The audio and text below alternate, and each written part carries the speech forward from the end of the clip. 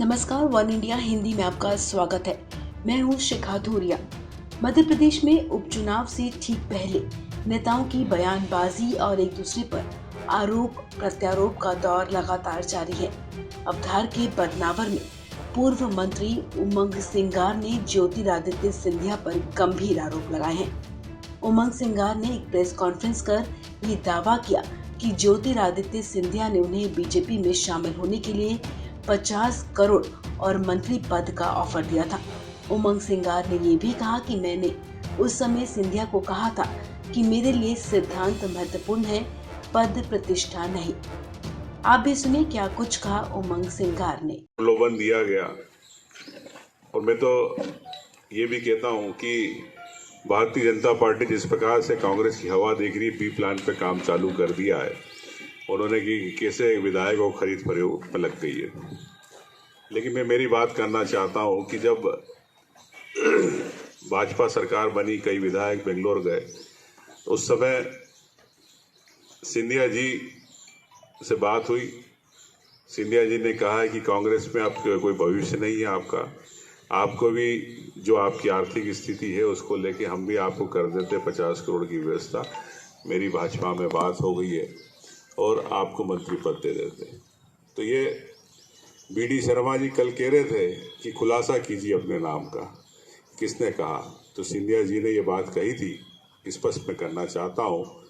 और उन्होंने स्पष्ट कहा था कि कांग्रेस में कोई भविष्य नहीं है और भाजपा में मेरी सबसे बात हो गई। तो जिस प्रकार मैं यही कहना चाहूँगा कि हमेशा मैं सिद्धांतों की लड़ाई लड़ता रहा, सत्य की लड़ाई लड़ता रहा।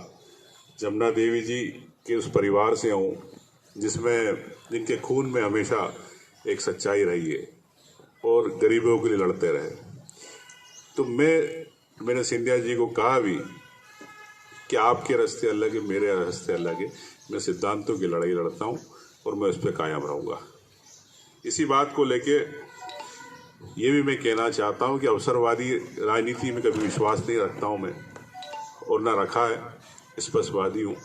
अब उमंग सिंगार के इस बयान के बाद से प्रदेश की राजनीति में हलचल पैदा हो गई है। ज्योतिरादित्य सिंधिया इस पूरे मसले पर कांग्रेस के निशाने पर आ गए हैं। मध्य प्रदेश के पूर्व मुख्यमंत्री और पार्टी के वरिष्ठ नेता दिग्विजय सिंह ने कहा कि आरोपों पर जो सिंधिया को जवाब देना चाहिए। उन्होंने कहा कि उमंग सिंगार ने सिंधिया जी द्वारा उन्हें मंत्री पद के लिए 50 करोड़ का ऑफर देने का गंभीर आरोप लगाया है। यदि ये आरोप सही नहीं है तो सिंधिया जी को इसका खंडन करना चाहिए। बदनावर में एक सभा को संबोधित करते हुए दिग्विजय सिंह ने कहा कि उमंग सिंगार ज्योतिरादित्य सिंधिया के खास थे।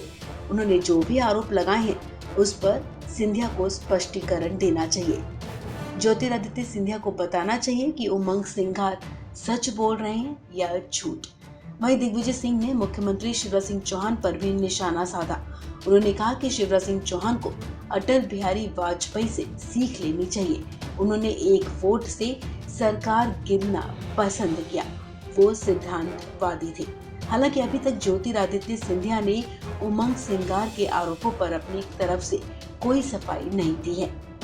गौरतलब है कि मध्य प्रदेश में 28 विधानसभा सीटों पर उपचुनाव होने वाले हैं। मध्य प्रदेश में 3 नवंबर को सभी 28 सीटों पर उपचुनाव के लिए वोटिंग होगी।